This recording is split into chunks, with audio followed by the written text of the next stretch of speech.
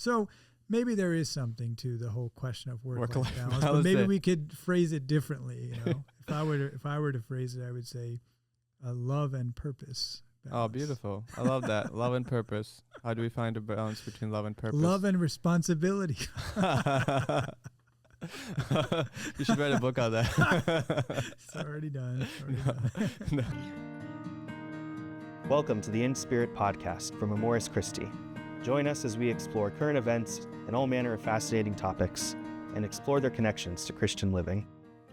Good evening, everyone. Welcome to another episode of the In Spirit podcast, joined by Father Thomas. Unfortunately, Chris Camerata is out sick today, but we pleasure to talk today with Father Thomas. Father, how have you been?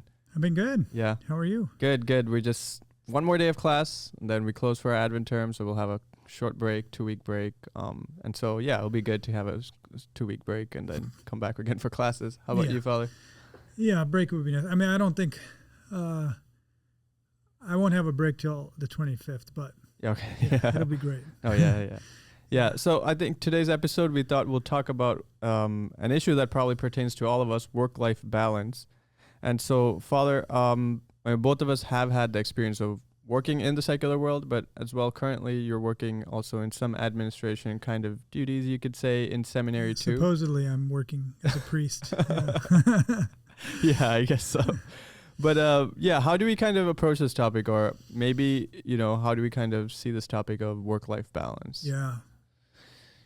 Yeah, well, it's certainly something that's a lot more on our minds today than perhaps in the past and in prior generations. Mm-hmm.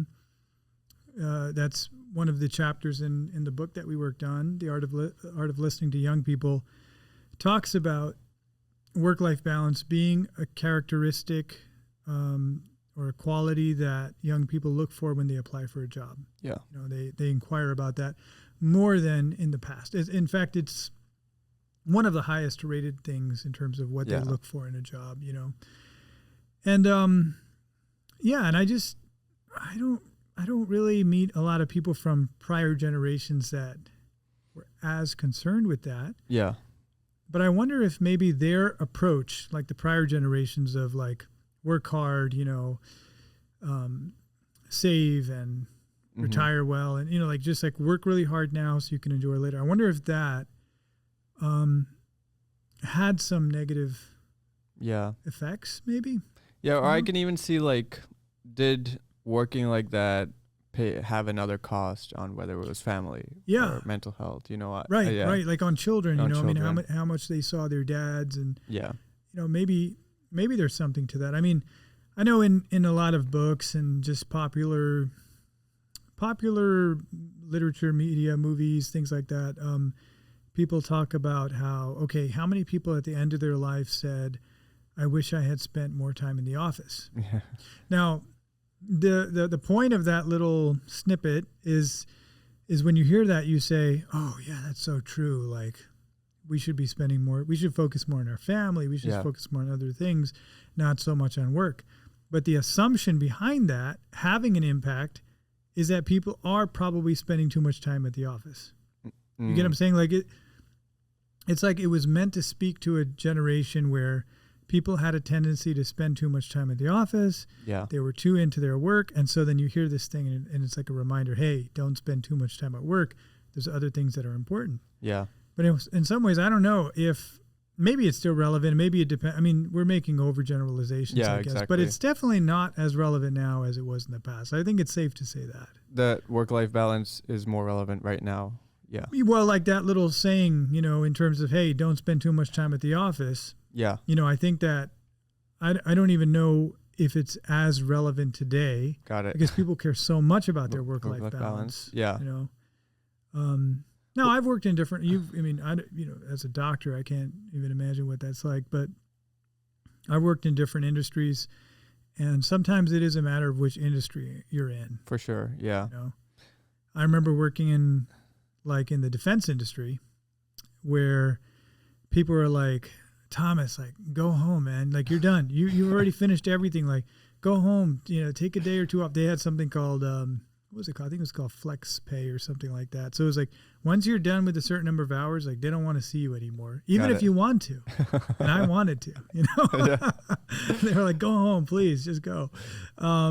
Versus like in the financial industry where it was just like, they don't care. I mean, you need to get, you need to give everything. And I think as a physician, I could see like, spend hours at the hospital but I think the difference, at least, I understand not everyone has the privilege of doing this, but you're working directly with people who are sick and you want to give it your all. And so it's not like, oh, I have to leave a certain hour. You can, but you don't just want to leave a person who's sick there and, without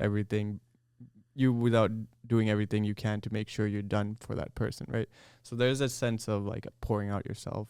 I mean, are you trying to suggest that it's not the same in other fields? Yeah, I don't know, right? Because do you get that sense? Because I can see the person, I could talk to them, I can see them progress by the works that I do, but I'm not sure like you always see an outcome to your work. Otherwise, it would be very demoralizing. Yeah, I guess so. The impact. I mean, you have to be able to see some impact of your work. Yeah. I mean, generally, it's like the awareness that, oh man, by me just finishing this thing, doing this thing, it's going to make all these people's lives so much easier, or this is going to work so much better, or this problem is going to be solved, or all these customers, are going to be able to, have a positive experience, or whatever it is. There has to be some outcome to your work, I would think.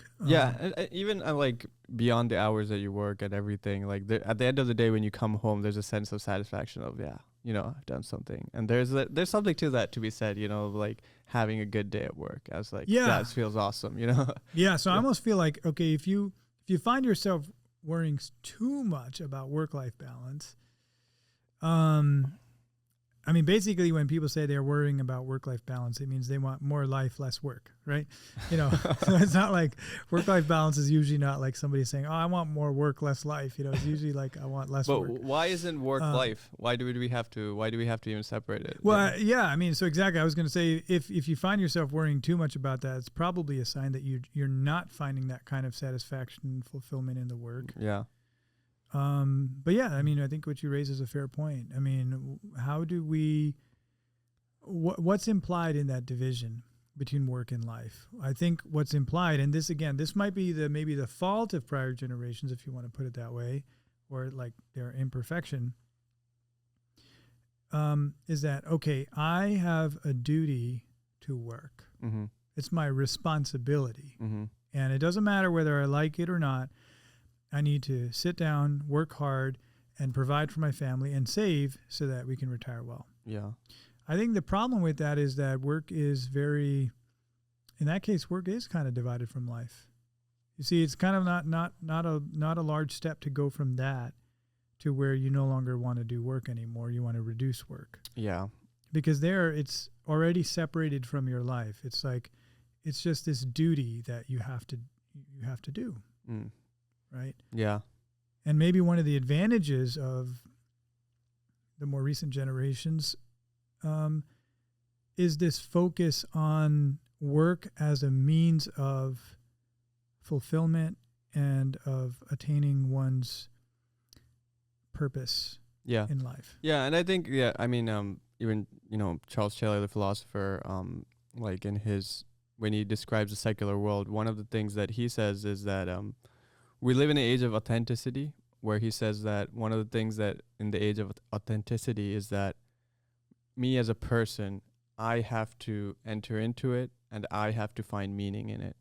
Yes. It's not like the work has meaning in itself unless I enter into it and I find meaning into it.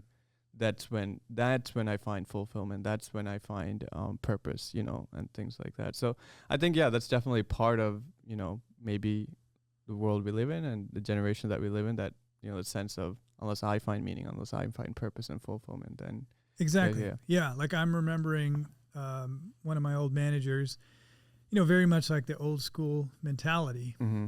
And I don't remember, we were talking about something about how people take off for religious days or whatever it is, and he was like, if you can't work, then you shouldn't work, or something like that. It's like, he just couldn't understand why people needed to take off for religious holidays or for different things like that, he was like, we live to work. He literally said that. We live to work.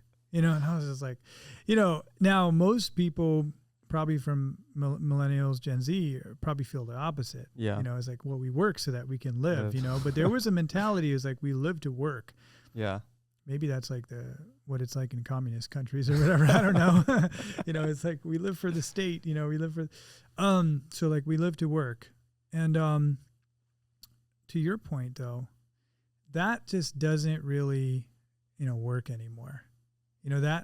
Basically if you look today, people who come from that mindset of like work is either a duty or it's something that has to be done in order to get money. Yeah. For survival, for, good life or whatever. They're always going to find themselves in this day and age reducing work because they're not going to just blindly fall for that thing of like, oh no, we have to work because it's our duty. That's not going to work. Yeah. So their work will diminish, at least they'll try to. But I do find people today that are working really hard, right? Because that's also part of our reality. I mean, we have lots of innovation happening in certain sectors. I mean, obviously AI in so many places, like people are really working really hard. I think for them though, it's more of what you're talking about, where they're not so much focused on some external goal, in a sense. It's the work itself that they find riveting, very enlivening, exciting, and they're into it. And so then for them, the work is not separated from life. Yeah. No, that's true.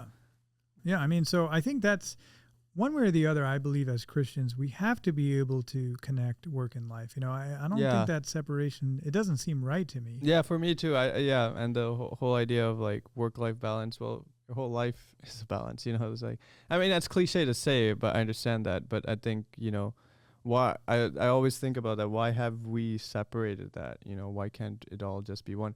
But on the other hand, I guess, what if there is a person who's like, just working menial jobs or, like there's not something they're interested in. They're just doing this because they have to pay off their college, tuition or, or just support their family. They have so many kids to support and this is all they can do. And, so in those cases I can see like, okay, like, where do you find that sense of satisfaction or do you find a sense of fulfillment or, how do you kind of go about this, so I don't know. I guess not everyone has a privilege of, I guess, finding meaning and purpose in work. So no, and that's a fair point. I mean,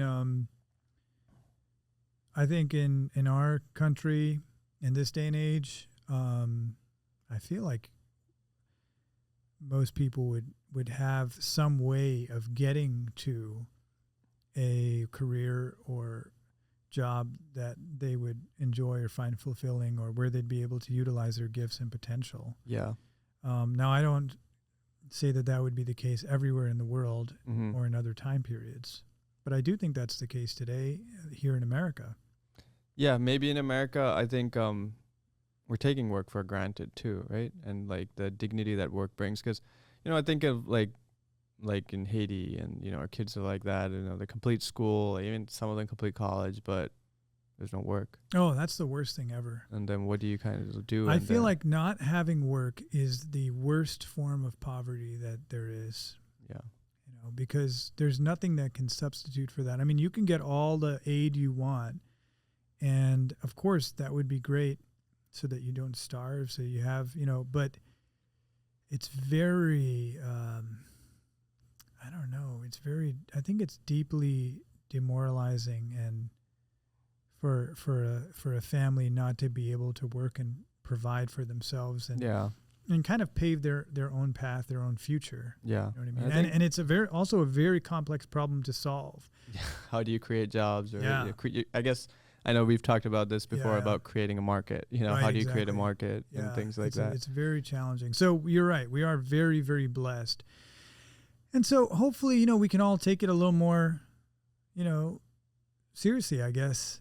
The privilege of having work and having multiple opportunities for work, like especially if you're a young person, but almost if you're any age, but Yeah. especially if you're a young person, there's so many options before you.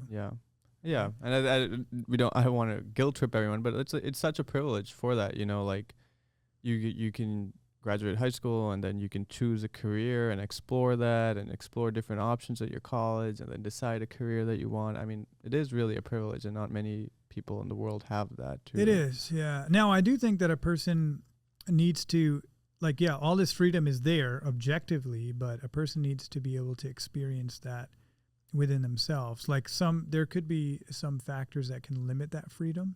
Mm-hmm. Like, for example, if a young person's parents or community or whatever is very insistent upon, hey, you have to go down this road. Yeah.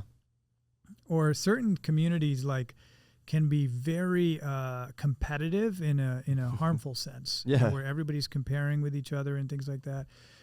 In such cases, a person may not feel free. And then what'll happen is you'll go back to the other model that we talked about, where it's an extrinsic motivator, really. It's not for the work itself. It's so that I can achieve this social status, or I can make this amount of money, or even just so that I can win the acceptance of my parents, which would be really sad, or of whoever else. I think, they're that maybe that freedom isn't experienced. Yeah. And that's where hopefully a person can discover that they do truly possess that freedom, and of course, this is where the Lord helps us, because one of the things the Lord does, he works in our hearts, is he shows us where the lies are, right? Lies about, okay, unless you do this, you're not worth anything, and all of those kinds of things. So, yeah. I also think with that too, I mean, have we taken the sense of that freedom too? I've seen it many times a little too far too, where because I feel like sometimes you just need someone to tell you what to do, So I've seen people. You would do great in communist China. No, I'm just kidding. What do you mean? What I mean is I can see sometimes people being so indecisive about, oh, I want to do that, I want to do this, and sometimes you just need a mom to tell you, bro, just do that. You're good for it, And I think there's a certain value to that too. But but obviously, that's another interesting problem. I mean, I had interviewed somebody some time ago, Father Tim Monahan, and he talked about how I forget what he called it. It was something like option fatigue or something like that. It's basically the one on vocation discernment. Yeah, right, exactly. He's a vocations director, so you have so many choices that it can almost be exhausting or whatever. I think part of the problem there is, again, it's very external. It's like, okay, what should I do for my job? Well, I guess I could do this. I guess I could do that. It's not really coming from within. Yeah. That's where I think one of the things that I usually encourage, especially if I meet college students or high school students that are thinking about pursuing a path in computers, computer science, I tell them, all right, you're taking your classes and all that, that's fine. You're working on your career advancement stuff, that's fine. But I was like, take up a project on your own. Nothing, it's not required by anybody, but it's just something that you would find fun to do. Yeah. I was recently at a university and I was talking to some students in computer science, and they were basically asking me, how do we grow in this and all that stuff. This is what I encourage them to do. It's just there are so many projects out there. There's open source projects, or even if you just want to make a little program for yourself that will, I don't know, organize the icons on your desktop or something, to get into it, get passionate about it. And then it doesn't become such an external thing. Oh, okay, let me look online. There's all these different career paths. Which one should I choose? Yeah. That can be so, that seems so arbitrary. Yeah. It is arbitrary. I mean, it's, and I get it. I mean, sometimes it's through exposure and everything like that we come to discover things. Yeah, but doing is a very helpful thing for discerning. You know what I mean? Yeah. Get involved, do something, experience it. You'll see parts of yourself coming alive, or you won't. And that's probably one of the most effective ways in practice to discern things. Yeah, that's a great point of like, how can we enter into more, I guess in a way more deeply into what we're already involved in. I do want to touch upon, as we're talking about work-life balance. I think one of the challenges with not just young people, but I guess the time around us is the issue of burnout. And I think how do we kind of see burnout? Do we see burnout as like, so on one hand we're so passionate about what we do, we love what we do, and we want to give ourselves out, but then how do we kind of see burnout? Is burnout when we no longer have passion, or is it just that it's the consequences of being so involved in your passion or work, or or how do you kind of see burnout as? Yeah, burnout is a terrible thing, and it's correlated with a lot of negative things, both at a personal level and in terms of the effectiveness of one's work. Yeah. I see, but I like to differentiate between burnout and exhaustion. You had talked about how you come home and you just feel like exhausted, but you feel satisfied. Mm-hmm. That is not burnout. Mm-hmm. And in and of itself, that will not lead to burnout. Yeah. Being exhausted is such a good thing. I mean, it's kind of like doing a good workout. It would be like saying, oh man, if you're exhausted after a workout, every day or how many ever times you go to the gym, then eventually you're going to burn out. It's like, no, actually it's the opposite. If you work out and you get exhausted, you're getting stronger and healthier. Yeah. And you're just going to keep growing. Again, I know all about this just theoretically. Yeah. But with burnout, it's something different. It's the funny thing with people who experience burnout, or when we experience burnout, is that if you objectively look, like I've worked with people before where they say they're burnt out, and then I ask them what all they're doing, mm-hmm. and it's very little. Mm. Like somebody involved in ministry, and they're like, "Oh, I'm just burnt out," and I'm like, "Okay, what are your commitments?" And it might be very little, actually. So you get to realize that burnout has more to do with a deep misalignment, or even a detachment between what a person is doing physically, or at some superficial or external level, and their inner self. They're disconnected. It's not flowing from one sense of purpose in life and mission and meaning, and they're disconnected. But then what if, like, you're just working a menial job? What do you're never going to be aligned with what your inner. I guess it comes back to our older generations of, they're doing it, many of the times we're doing it out of a sense of duty, but we're not seeing really a whole lot of burnout in them too, right? They're doing it out of a sense of, this is what I need to do for my family. Yeah, no, that's a good point. I mean, it's hard to say they're not doing it they're doing it without a sense of meaning, though.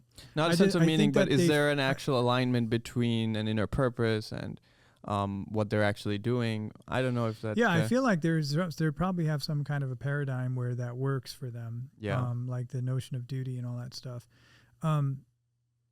Versus where we don't really have that, today. But regardless, I want to go back to your point about menial jobs, right? Mm-hmm. What makes a job menial?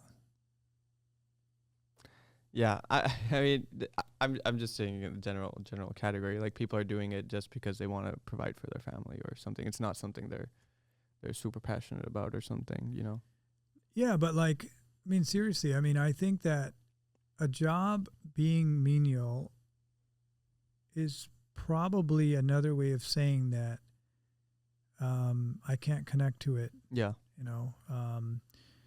In some ways, at least they're approximately similar. Let's say they're similar. And there was a guy who came to do some contracting work at the seminary. Wonderful guy named Rodney, and he does some of the wirings and stuff like that, And I spoke to him one day, and he said, "Father, I love what I do. I mean, I love it. He's like, I come here, I come to a place, I do the work, you know, and he's like, I don't look at the time. I don't know how much time has gone by, and I just get that satisfaction when I'm done, when I got it set up. And he's like, and it's like that for me every day. And I said, wow.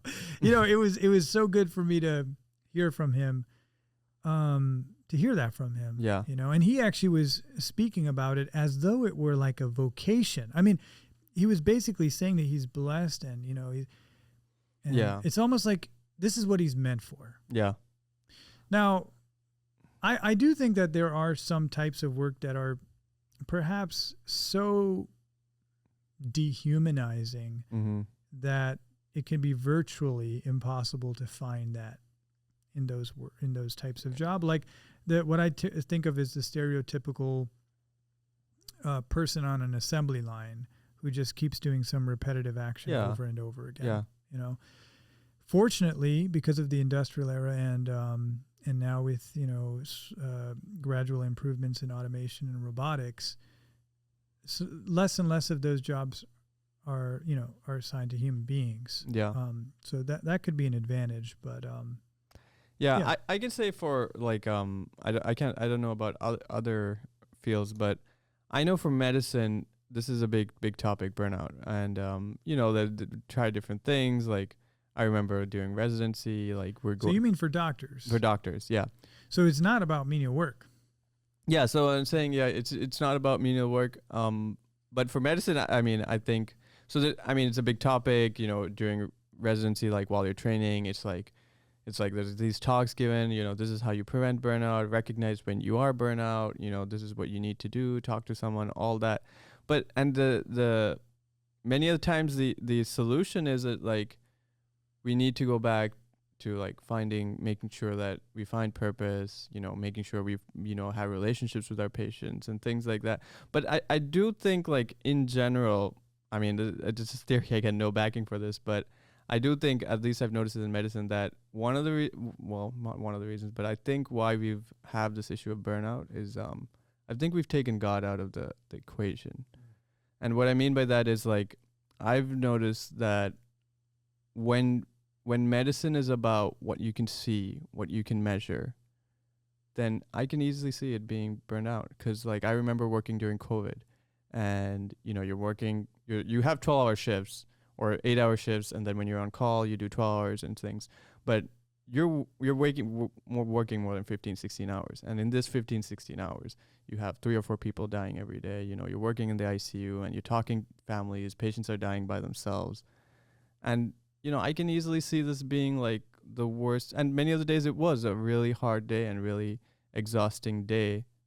But I think when that's all you can see, when that's all it is to life, that what you see and what you can measure in a way, I think then, yeah, you're obviously going to get burned out. I mean, there's no other way about that. And you can't do anything. You can do all the modules you want or seminars and talks and everything about that. But yeah, I think we've lost that sense of who we are as human persons, that we're not just to do, we're not just meant for this world. There's something always beyond us, that what we're meant to do, who we are to be. Yeah. And you bring up another important thing, which is that, I mean, there are multiple causes for burnout. And I wanted to mention this earlier, but we kind of kept going with the conversation, but certainly one of them is maybe you can say discouragement. Like, in other words, if I keep applying effort and I'm working hard, like the examples of exhaustion I gave earlier are when you work really hard and you accomplish something. That's another thing burnout is highly associated with, is it's negatively correlated with sense of accomplishment. Yeah, that's a great point. So if you find that you're working and, oh man, the situation is just so dire, it's so terrible, and you know there's that discouragement, you know, you're going to get burnt out, because it's related to what we said earlier, because the purpose of your work, what's the purpose of it if the problem is never ending? Yeah. You know what I mean? It's kind of like if you're just in a huge, vast ocean and you see nothing all around you, and you have to try to swim to shore, You keep swimming and swimming and swimming and swimming and swimming. You can't even tell that you moved at all. You're not even sure if you have. You know what I mean? Like, how would you stay? So, I mean, here's the thing. Like, I think that ultimately, in some way, shape, or form, every form of work is inherently discouraging because we live in a fallen world and there's all kinds of brokenness, but also like even in the medical field, something that can be very discouraging for people is not even the patient care, right? But it's the bureaucracy, the politics, you know what I mean? Like the paperwork. The paperwork. No, but like even like some of the more shady stuff that goes on. Yeah. And that's across the board in different fields. So we live in a fallen world. In some sense, every work, if you think about it, can be, or at least is in some respect, inherently discouraging. Mm-hmm. So what you're talking about is that if we try to find that sense of purpose that drives us and that gives us positive motivation, we have to draw from something that is deeper than this world. Yeah, absolutely. It's because it comes from the one who created us, like who we really are. That's what you see in the call of the prophets and stuff. It's just like, yeah, the whole world is not going to recognize, the whole world is going to stand against you, but I've called you for this, Yeah. Like God tells Jeremiah, like, I'm making you a wall of brass. I mean, nations are going to be, you're going to be, kind of planting and plucking out nations, you know what I mean? That kind of thing, like that powerful. So, and I think that's what you were probably experiencing. I mean, where you face how insurmountable the challenges are. Yeah. But you keep drawing strength from the one who has called you to this. Yeah. And right? I think also like in doing that, in doing that too, there's a sense of you are participating in the work of God too, right? Oh, yeah. And and I think John Paul II speaks about that in the encyclical, I think it's Laborem Exercens, right? On work, where on the dignity of work, he talks about like how every work is an ordering towards a moral good, and I think, even, so that's where I think even with whatever we call jobs we are in, if, we rekindle that sense of like what we were saying of where God is in this, and also that we are actually participating in God's work of ordering the world towards a moral good. And this is what I think we talked about with Dr. Edward too, of our role in the secular world too, of what we're called to do. And so I think in that sense, each work has a purpose. Each work is a participation in God's mission, right? Yeah, absolutely. Absolutely. And it's very good for our work is so good for us. That's why I was saying how one of the greatest poverties is not having work. Yeah. Because we also need work for the perfection of our own being. It comes about through work. Yeah. In other words, like nobody can just sit there and say, okay, let me become a better person. Yeah. It's when you work, like even when you interact with other people, when you engage in different projects and such, that's part of the way in which our character is formed. It's part of the way in which we grow in holiness. That's a great point. Right? Like how work forms us. Oh yeah. Yeah. Right. And I think that's something, again, I mean, we take to for the granted. point that, Teilhard de Chardin says that work is actually kind of ascetic in nature. That's basically what he, gets at. I mean, it's like in many ways, and like one example is that when you're working, you kind of strive for something. You leave behind the comfort of what you already have to strive for something that you don't, but then even when you attain it, again, you don't just sit there and just stay with that forever. Once again, you have to abandon it for the uncertainty of the unknown That's future. beautiful. There's just like it's a beauty constant, in that. like giving up, pouring yourself out. Exactly. Yeah. And I don't know. I really do experience that. That's a in my own beautiful work. analogy, actually. Yeah. But I mean, all of this gets to the fact that work is something that is just like it can be to some extent inherently discouraging because of being in a fallen world, but more fundamentally than that, because of the goodness of the created order. Yeah. Work is something beautiful. Yeah, and I think, even John Paul II, he put so much emphasis on work probably because of all his time in Poland as well, and he's seen what work can do, and both sides he's seen of it, right? But he shares like work is something that separates us from all of creation. This is something that only the human person is capable of doing, of participating in, of working, and participating in God's ordering of the world in a way. Yes. And so I think co-creators with God, co-laborers with God. Yeah. Now, if we can say that, okay, that is established, that work is something that's fundamentally good, and therefore we shouldn't see it purely through the lens of, okay, it's something that I have to get done so that I can make money. I think having a balance of like, how much of my life should I sacrifice for wealth? Maybe that's kind of like what's meant by work-life balance. I was just thinking we haven't really come to a conclusion on what work-life balance is. So that maybe that's what's meant, and then that can be understandable, right? But let's say that we've established that work is something that is actually beautiful if we enter into it in its true spirit. But there's still a question of, that doesn't mean that that doesn't mean that the whole of life consists of work. So there is still a proper balance that has to be brought into one's life, not between work and life, but work as part of life. Yeah, I guess in a way what we've talked about is how we want to approach work, right? But then I guess the broader question is, how do you kind of integrate that into our lives? Is that what we're saying? That life is not just about work? It's not, right? Yeah. It's not just about work. And I don't know if this is a well-tested thought, but I found for the last several years that things kind of fall cleanly into two dimensions of life.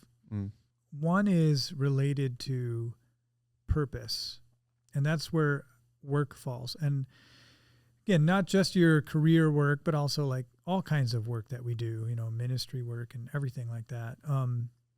So that's like, how like Pope Francis will say to young people about leaving your mark on the world. Yeah. About not being what does he call it? A sofa couch potato? Not being couch potato, whatever. It's just like, like put your boots on, there's strap on your boots. There's a path that you're called to pave in the world, and it's deeply fulfilling. So purpose. The other dimension is love. And relationships, friendships, people that you care about, and there's a way in which relationships become an end in themselves, where I'm not talking about service or anything like that, but I'm saying just in like communion, just in friendship, in good fraternity and fellowship and family, and it's like, you know what I mean? Like, Christmas is coming around. You go and you just spend time with your loved ones, your family, and it's just, there's a way in which that. So sometimes, you go through life and you're like, that's what life is about. Life is about these beautiful relationships. Like, there's nothing else. Everything else doesn't matter. This is what life is about. We're doing work for this, or just like, okay, you do your work or whatever. But at least for me, I feel like there's other times in life where you're like, no, this purpose is what it's all about. It's just like, yes, like I love this. That's a great point. Yeah. And so there is a conflict in a way, even within us, I guess, like where do we find meaning? Is it in the relationships? Is it in the purpose? Or and even like people that I know, great people I know, would place their emphasis differently on the two. I feel like, you know what I mean? Yeah. I think some people would like, if I brought that question up, they'd be like, oh, obviously love is the more important, whatever, for many obvious reasons. But I do feel like others would place the emphasis on purpose. Like, this life is a life of mission. It's a life of, and I don't mean in some dreary way of like suffering and sacrifice in some dreary way, but more in an adventurous way. Yeah. So maybe there is something to the whole question of work-life balance, but balance. maybe we could phrase it differently. If I were to phrase it, I would say love and purpose. Balance. Oh, beautiful. I love that. Love and purpose. How do we find a balance between love and purpose? Love and responsibility.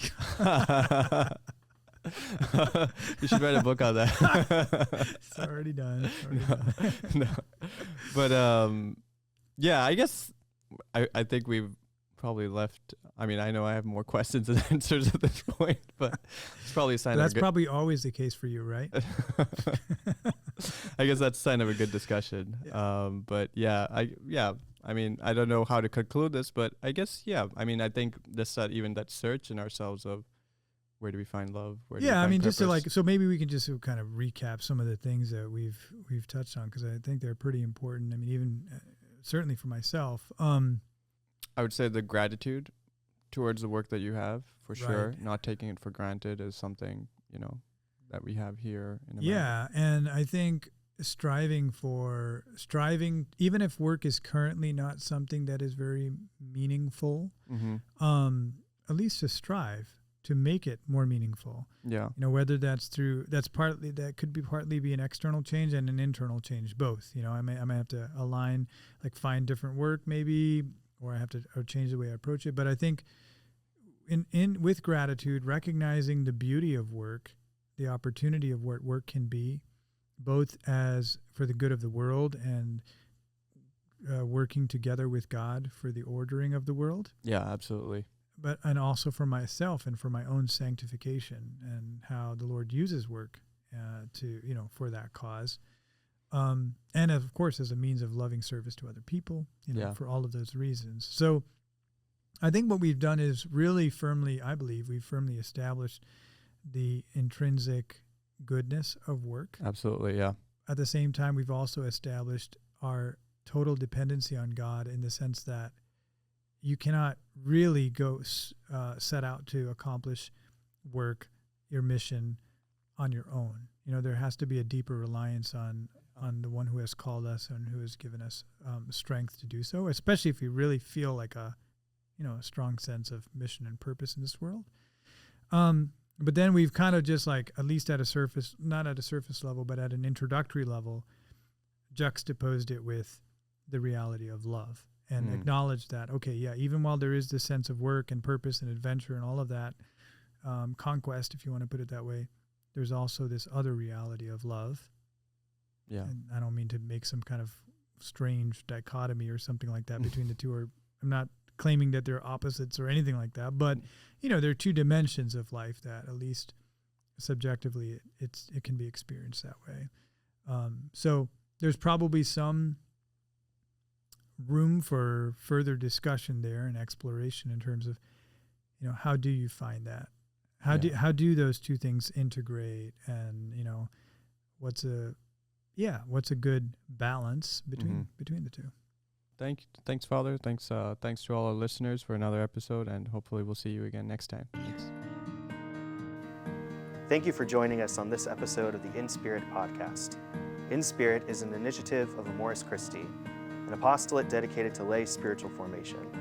For more information and to keep up to date, you can visit our website at amorischristi.org and follow us on social media.